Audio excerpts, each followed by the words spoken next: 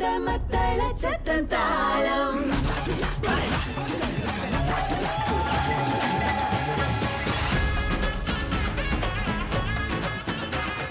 நெஞ்சும் துடித்திடும் அந்த சத்தத்தில் தாளம். முரசு கொட்டும் அந்த மத்தள சத்தம் தாளம்.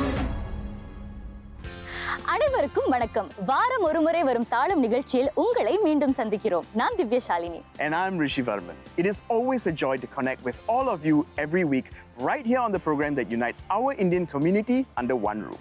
நமது சமூகம் எங்கும் நடக்கும் சுவாரஸ்யமான நிகழ்வுகளை பற்றியும் அவற்றை சார்ந்த தகவல்களை பற்றியும் இங்கு ஒரே நேரத்தில் ஒரே இடத்தில் பார்க்கவிருக்கிறோம்.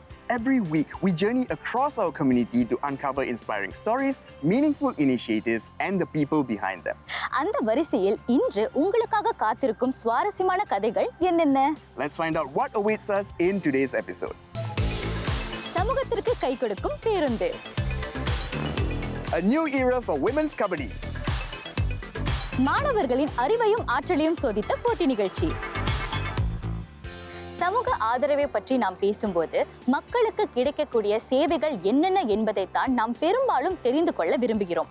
ஆனால் அந்த சேவைகள் உண்மையிலேயே உதவி தேவைப்படும் மக்களை சென்றடைகின்றதா, எப்படி சென்றடைகின்றன என்பதை ஆராய்வதும் மிக முக்கியம். That's a very good point, Divya. After all, support can only make a difference if people are aware of it, understand how it can help them, and feel comfortable taking that first step to seek assistance. மக்கள் உதவியை நாடி செல்ல வேண்டும் என்று வலியுறுத்துவது சுலபம். ஆனால் இதை நடைமுறைப்படுத்துவது மிக கடினம். உதவி தேவைப்படும் நபர்களும் குடும்பங்களும் வெவ்வேறு பின்னணிகளிலிருந்து வருகின்றனர். வெவ்வேறு வாழ்க்கை சூழல்களை எதிர்கொள்கின்றனர். அதனால் சரியான தகவலை கண்டறிந்து கிடைக்கக்கூடிய வளங்களை பயன்படுத்துவது அவர்களுக்கு பெரும் சவாலாக அமையலாம். Which is why outreach continues to play such an important role within our community. It is not just about providing assistance when someone asks for it, but also about proactively engaging residents, understanding their needs, and ensuring that help remains accessible to all. ஒரு சமூகத்தின் பலம் அதன் மக்களும் அமைப்புகளும் வழங்கும் ஆதரவை மட்டுமே சார்ந்திருப்பதில்லை. அந்த ஆதரவை சரியான பயனாளர்களுடன் இணைக்கும் திறனின் மீது கட்டமைக்கப்படுகிறது. அந்த இணைப்புகள் எவ்வளவு வலுவாக இருக்கின்றதோ அதே அளவிற்கு சமூக முயற்சிகள் உதவி தேவைப்படுபவர்களின் வாழ்க்கை தரத்தில் நேர்மறையான தாக்கத்தை ஏற்படுத்த முடியும். And one initiative has been successfully doing just that, ensuring that support remains both accessible and within reach for residents across the community. Let's take a look.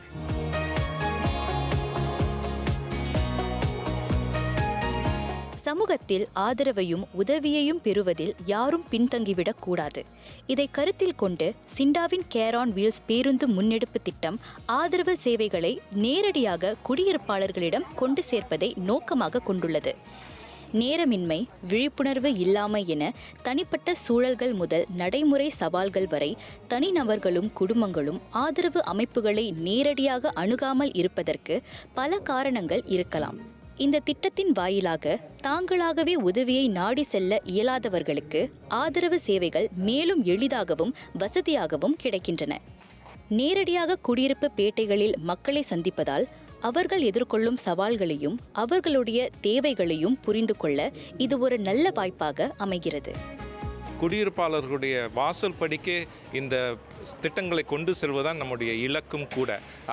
இதை ஆங்கிலத்தில் ஃப்ளிப் மாடல்னு சொல்லுவோம். அவர்கள் நம்மை நாடி வருவதற்கு பதிலாக நாம் போய் அங்கு ஒரு துடிப்பான முறையில் அவர்களுக்கு வேண்டிய அந்த திட்டங்களை முன் வைக்கும்போது அங்கு உடனுக்கு உடன் நாம் அவர்களுடைய தேவைகளை நிவர்த்தி செய்கிறோம். சிந்தாவும் நம்ம தமிழ் மக்களுக்காக நிறையா எல்லாம் செய்துக்கிட்டு இருக்காங்க. நாங்கள் பொதுவாக இங்கே தமிழ் மக்களுக்கு மட்டும் இல்லை, சிங்கப்பூரியர்கள் எல்லாருக்கும் ஒரு நல்ல செய்தி போய் கிடைக்கணும். அரசாங்கத்தில் பலவிதமான நல்ல திட்டங்கள்லாம் இருக்குது. ஆரோக்கியம் சம்பந்தமாக உடல் நலத்தோடு மக்கள் எப்படியெல்லாம் வாழறதுக்கான வாய்ப்புகள் நிறையா இருக்கும்போது அது போய் சேரணும் அப்படிங்கிறதுக்காகத்தான் நாங்கள் இதை ஒரு ஒருங்கிணைப்பு செய்தோம். இது போன்ற திட்டங்களை நடைமுறைப்படுத்துவதற்கு பங்காளித்துவ அமைப்புகளின் பங்களிப்பும் இன்றியமையாதவை. ஏனென்றால் அவர்கள் அத்தியாவசிய மருத்துவ சேவைகளை குடியிருப்பாளர்களுக்கு நேரடியாக கொண்டு சேர்க்கின்றனர். இம்முயற்சியின் ஒரு பகுதியாக இலவச கண் பரிசோதனை சேவைகள் வழங்கப்பட்டன. பங்கேற்பாளர்களுக்காக சுகாதார நிபுணர்களின் சிறப்பு உரைகளும் நடத்தப்பட்டன. பல நோய்கள் அவற்றின் ஆரம்ப நிலைகளில் வெளிப்படையான அறிகுறிகளை காட்டாமல் இருக்கலாம். அவற்றை முன்கூட்டியே கண்டறிந்து உடல் நலத்தை பேணி காப்பதற்கு இத்தகைய பரிசோதனைகளுக்கு செல்வதன் முக்கியத்துவத்தை எடுத்து காட்டுகிறது கேர் ஆன் வீல்ஸ் திட்டம். Creating awareness majority, actually a huge part of it actually begins with education. So I believe that actually a lot of our chronic illnesses don't present with symptoms in the early stages, and they tend to only come out with symptoms when it reaches the late stages, whereby it starts to affect everyone's quality of life. So I think one as traits we believe that actually healthcare should be very easily accessible to the community. The truth is, for many seniors, going for a medical appointment can be really very intimidating. So doing health screenings like this in the familiar spaces, in the community centers, can be way more comfortable and less stressful. And especially for those seniors who have mobility issues and for those for whom traveling can be difficult, I think this is truly the first step of finally taking care of their health. நல்வாழ்வு என்பது உடல் ஆரோக்கியத்தை மட்டும் சார்ந்தது இல்லை என்பதை இந்த முயற்சி நினைவூட்டியது. இன்றைய வேகமான உலகில் மனநலத்திற்கும் அதிக முக்கியத்துவம் செலுத்தப்படுகிறது. இதனை பற்றிய விழிப்புணர்வோடு மனநலத்தை கையாள தேவையான உத்திகள் மற்றும் வளங்கள் என்னென்ன என்பதை மேலும் அறிந்து கொள்ள மூத்த குடியிருப்பாளர்களுக்கு இது ஒரு நல்ல வாய்ப்பாக அமைந்தது. மனநலம் நம்மளோட ஆரோக்கியத்துக்கு ரொம்ப முக்கியமான ஒரு விஷயம். ஏன்னா அது நம்ம எப்படி சிந்திக்கிறோம், நம்ம எப்படி செயல்படுறோம், அது மட்டும் இல்லாமல் நம்ம எப்படி யோசிக்கிறோம் போன்ற விஷயங்களை அதை இன்ஃப்ளூயன்ஸ் பண்ணுது.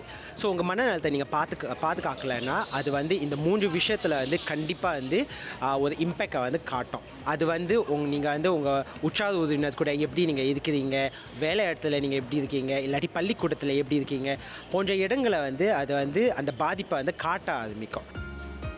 பல குடியிருப்பாளர்களுக்கு இந்த இலவச கண் பரிசோதனை சேவைகள் அவர்களின் ஒட்டுமொத்த கண் ஆரோக்கியம் குறித்த புரிதலை வழங்கின. பரிசோதனைக்கு அப்பால் பங்கேற்பாளர்கள் தங்கள் உடல்நலம் குறித்த விரிவான விளக்கங்களையும் ஆலோசனைகளையும் பெற்றனர். ஒரு சமூக மன்ற சூழலில் இத்தகைய வழிகாட்டுதலை பெறும் வாய்ப்பு தங்களுக்கு நம்பிக்கை அளிப்பதாக அவர்கள் தெரிவித்தனர். பல நன்மைகள் இருக்குது. கண் பார்வை ரொம்ப முக்கியமானது. அது இல்லைன்னா வாழ்க்கையில் நம்ம எதுவுமே, ஏன்னா இப்போ வயசாகிடுச்சுன்னா பலவிதமான நோய் வருது, கண் பார்வை வருது. இது நிறைய பேருக்கு தெரியாது. இதனால் பல பிரச்சனை வரும். அதனால் இந்த முயற்சி நல்ல முயற்சி தான். எங்கள் கண்ணுக்கு கொஞ்சம் ப்ளரி ஐஸாக இருக்குது. நான் கிளாஸஸ் போடணும்னு சொன்னாங்க. அப்புறம் எங்களுக்கு ரிஃபர் பண்ணியிருக்காங்க, ஒரு கிளினிக்கு ரிஃபர் பண்ணியிருக்காங்க. அது டிஸ்கவுண்ட் ரேட்டில் எங்களுக்கு கொடுக்குறேன்னு சொல்லியிருக்காங்க. ஸோ அதனால வரவேற்கத்தக்கதான், அது நல்லது தான். ஜாயின் பண்ணிக்குவோம், எல்லாம் சேவைக்கும் ப்ரோக்ராம் என்ன சேவை சொன்னாலும் நாங்கள் ஜாயின் பண்ணிக்குவோம். ஏன்னா முதல்வங்களுக்கு இது தேவையான ஒரு விஷயம் தான் இது. ஏன்னா அவங்கவுங்களுக்கு தெரியாது என்ன நடக்குதுன்னு. ஸோ அவங்க சொல்லும்போது நம்மளுக்கு போகிறது நல்ல விஷயம் தான். சமூகத்தின் தேவைகள் தொடர்ந்து மாறி வருவதால் குடியிருப்பாளர்களை அவர்கள் இருக்கும் இடத்திலேயே சந்தித்து அவர்களுக்கு ஆதரவு எளிதில் கிடைப்பதை உறுதி செய்வதன் முக்கியத்துவத்தை இது போன்ற முயற்சிகள் எடுத்துக்காட்டுகின்றன. சமூக முன்னேற்றத்தில் நம் அனைவருக்கும் ஒரு பங்கு உள்ளது என்பதையும் நமக்கு மீண்டும் வலியுறுத்துகின்றன.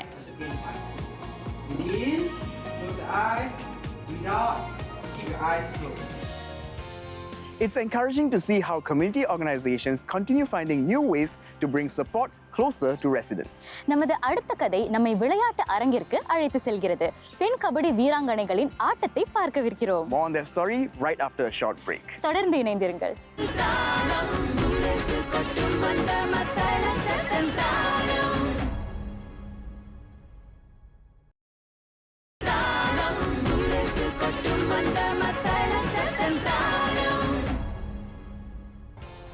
ரிஷி, ஒழுக்கம், குழுப்பணி, விடாமுயற்சி போன்ற விழுமியங்களை வளர்ப்பதோடு மக்களை ஒன்றிணைப்பதற்கும் ஒரு வளமான தளம் என்றால் அது விளையாட்டுத்தான், இல்லையா? That's right, Divya. And over the years, we've also witnessed greater participation by women across a wide range of sporting disciplines, both locally and internationally. ஒரு காலத்தில் ஆண்கள் மட்டுமே பங்கு பெற்றிருந்த விளையாட்டுகளில் இன்று பெண்களும் ஈடு இணையாக சிறந்து விளங்குகின்றனர். பழைய கண்ணோட்டங்களுக்கு சவால் விடுத்து புதிய வரையறைகளை செதுக்குகின்றனர். And with every competition, achievement and milestone, they continue to inspire the next generation of women to pursue their sporting interests with confidence. மகளிர் விளையாட்டின் வளர்ச்சி என்பது வெறும் பெண்களுடைய பங்கேற்பை பற்றி மட்டுமல்ல, அனைவரும் சிறந்து விளங்குவதற்கு சமமான வாய்ப்புகள் உள்ளன என்பதை எடுத்துக்காட்டுவதை பற்றியும் தான். And one recent sporting event in Singapore put that very spirit on full display. Here's the story. And here they come!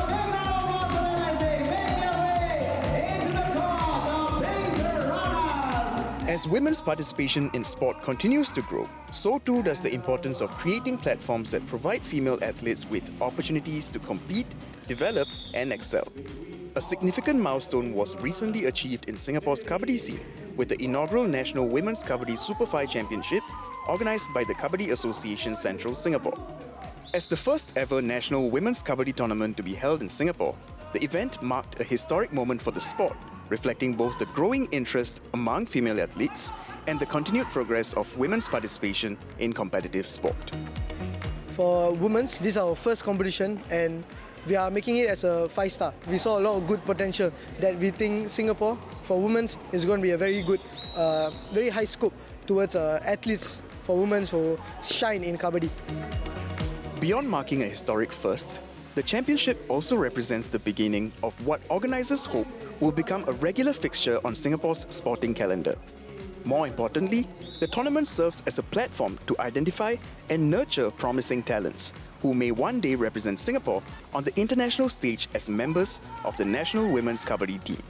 Building on the team's recent success at the SEA Games, the championship forms part of a broader effort to strengthen the local talent pipeline and ensure the continued growth and competitiveness of women's kabaddi in the years ahead. So for the women team, it has been established for the past year, and I think the most critical thing rather than skills or anything is interest and passion, because anyone with interest and passion will be able to build on it and build their skills. So I think that's the most critical thing, and that's what I think this tournament has showed as well, because I spoke to some of them and many of them are very interested, first time players who wish to continue this beyond just today. For many participants, the championship was also an opportunity to gain valuable competitive experience in a sport that is relatively new to many female athletes in Singapore.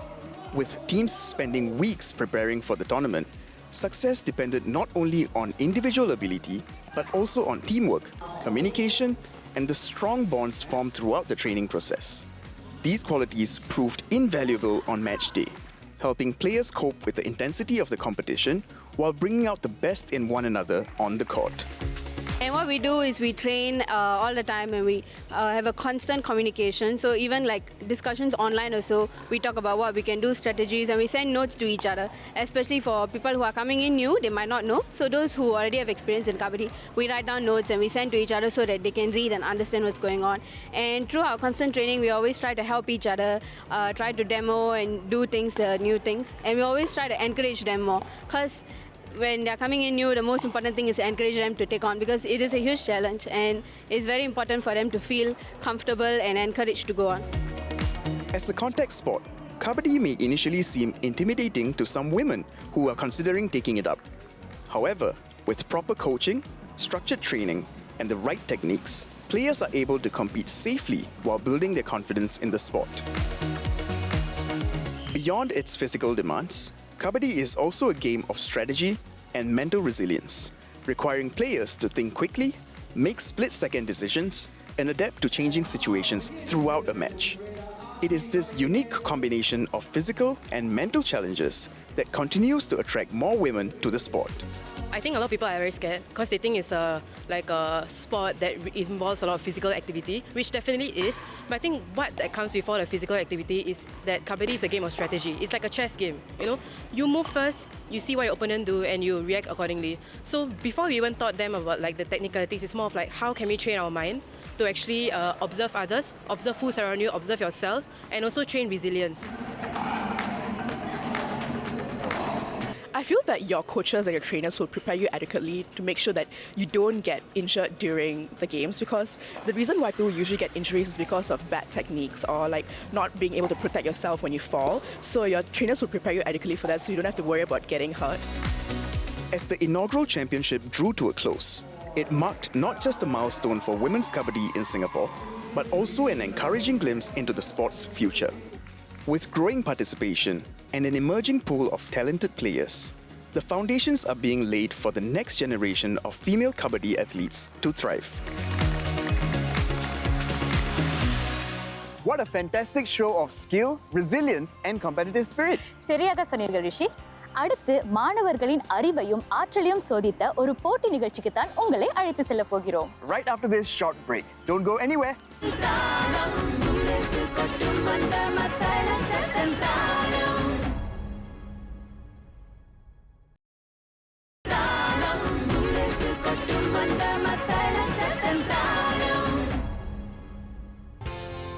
ரிஷி, திருக்குறளில் தமிழ் என்ற சொல் எத்தனை முறை இடம்பெற்றுள்ளது? That's an easy one. I would assume quite a number of times. ஆச்சரியமாக ஒரு முறை கூட இடம்பெறவில்லை. Wait, really? Not even a single time? ஆம், தமிழ் மொழியின் பெருமைக்குரிய நூலாக அது இருந்தாலும் தமிழ் என்ற சொல் அதில் இல்லை. Now that's an eye-opener. Divya, I have a question for you. Which is the world's tallest mountain? இது சுலபம் தான், அனைவருக்கும் தெரியும், எவரெஸ்ட் சிகரம். It's actually the Mauna Kea in Hawaii. என்ன சொல்றீங்க ரிஷி?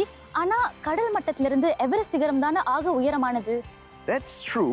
Everest is indeed the highest above sea level, but if you measure it from the base level to the peak level, Mauna Kea is actually taller, standing at about 10 kilometers from the ocean floor. ரசிகர்களே, இப்பொழுது நாம ஏன் புதிர் போட்டியை போல ஒருவரை ஒருவர் கேள்வி கேட்டுக் கொண்டிருக்கிறோம் என்று தானே யோசிக்கிறீர்கள்? Well, our next story is all about a quiz competition that puts students from tertiary institutions to the test with fascinating questions across various categories, such as Tamil literature, history, and even science. அந்த நிகழ்ச்சிக்கு இப்பொழுது நாமும் செல்லலாம், பாருங்கள்.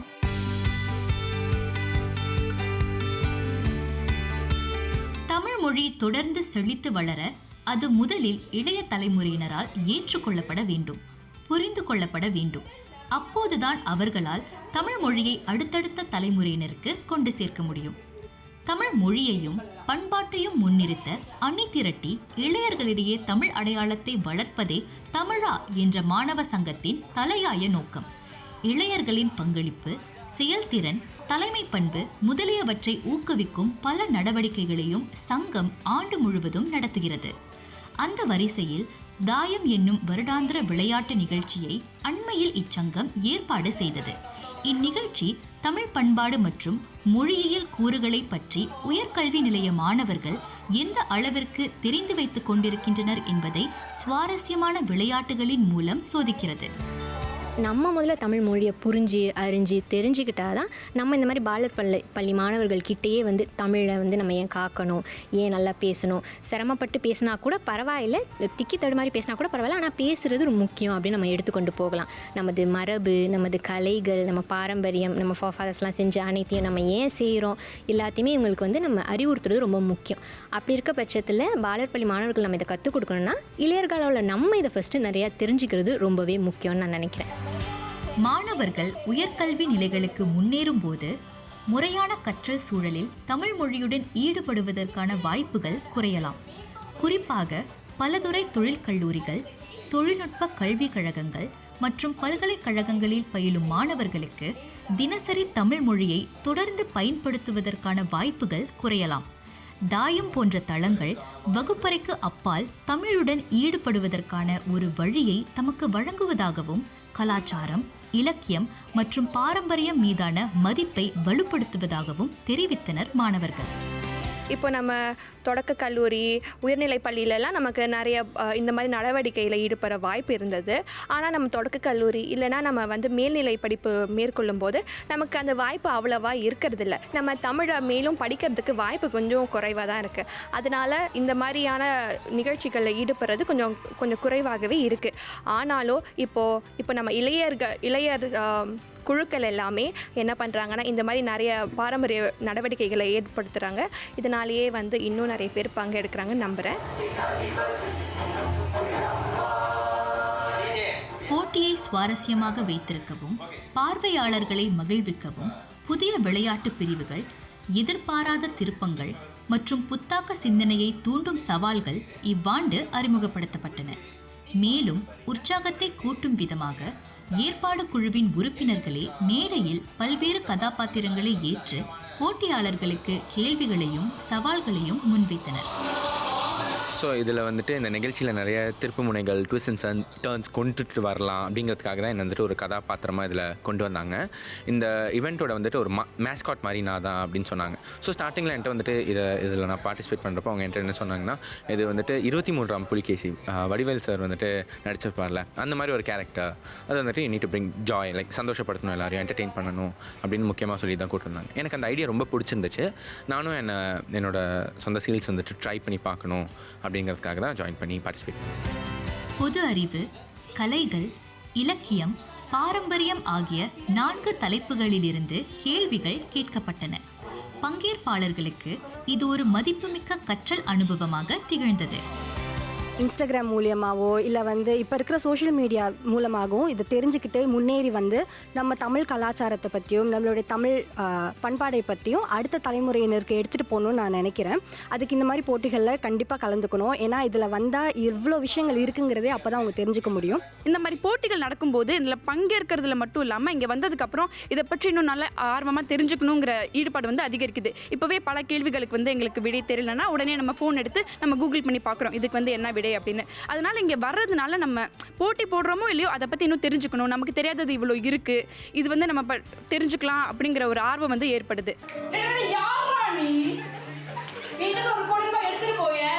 இன்றைய தலைமுறையினரின் விருப்பங்களை நினைவில் கொண்டு அவர்களை ஈர்க்கும் வகையில் நிகழ்ச்சிகள் ஏற்பாடு செய்யப்படும் போது அவர்களிடையே மொழி மீதான பற்றை வளர்ப்பது எளிதாகிறது. எப்படி இளைஞர்களுக்கு பிடித்தமான விதத்தில் அவங்கக்கிட்ட கொண்டு போய் சேர்றோமோ அதை பொறுத்து தான் தமிழ் இன்னும் எவ்வளோ நாள் அதை கொண்டு போய் சேர்க்க முடியும். இன்னும் அடுத்த சந்ததியினர் வந்து தமிழை இன்னும் பேசணும், பழகணும், அதை பற்றி தெரிஞ்சுக்கணும் அப்படின்னா இந்த மாதிரி அவங்களுக்கு என்கேஜிங்கான வேஸில் தான் தமிழை கொண்டு போய் சேர்க்க முடியும். ஸோ இந்த மாதிரி ட்ரிவியா கேம்ஸ் அல்லது ஃபன் என்கேஜிங் வேஸ் வந்து இருந்தால் தான் இளைஞர்கள் இன்னும் நிறைய பேர் வருவாங்க. இப்போ இந்த நிகழ்ச்சியில் பங்கெடுத்துக்கிட்ட அத்தனை பேருமே இளைஞர்கள் தான். இளையர்களுக்கு வந்து அவங்கள டார்கெட் பண்ணி எப்படி கொண்டு போகலான்னு அவங்க நல்லா ஆர்கனைஸ் பண்ணியிருந்தாங்க. ஏன்னா சில போட்டிகள்லாம் எல்லா வயதினருக்கும் ஏற்புடையதாக இருக்கணும்னு அவங்க பண்ணுவாங்க. ஸோ கொஞ்சம் சீரியஸாக இருக்கிற மாதிரி இருக்கும். ஆனால் இது வந்து இளையர்களை நோக்கி வந்ததுனால இன்ட்ரெஸ்டிங்கான ஃபேக்டர்ஸ் நம்மளை வந்து என்கேஜ் பண்ணுற மாதிரி இன்ட்ரெஸ்டிங்காக நிறையா இது வச்சுருந்தாங்க. தாயம் 2026 நாங்கள் கற்றுக்கிட்ட நிறைய தகவல்களை நாங்கள் மித்த இடத்துலையும் பயன்படுத்துவோம், இல்லை வந்து மித்த போட்டிகளையும் பயன்படுத்துவோம் இந்த ஃபியூச்சர். அறிந்தலுக்கும் ஆராய்ந்தலுக்கும் உணர்த்தலுக்கும் உகந்த ஊடகம்தான் தாய்மொழி. அப்படிப்பட்ட நம் தாய்மொழியான தமிழ்மொழி இன்றும் இளமையாகவும் இனிமையாகவும் திகழ இது போன்ற முயற்சிகள் பெரிதும் துணை புரிகின்றன. வரும் தலைமுறையினரிடையே தமிழ் மொழியின் பழக்கத்தையும் புழக்கத்தையும் வலுப்படுத்துகின்றன. அந்த கதையுடன் இன்றைய நிகழ்ச்சி நிறைவை எட்டியிருக்கிறோம். If you know of any interesting events, initiatives or inspiring stories from our community, please do write to us. We would love to hear from you. விடை பெறுவதற்கு முன் ஒரு சிறிய சிந்தனை. முயலும் வெல்லும், ஆமையும் வெல்லும். ஆனால் முயலாமை என்றுமே வெல்லாது. விழுவதெல்லாம் எழுவதற்கு தானே தவிர அழுவதற்கல்ல. Success is not final. Failure is not fatal.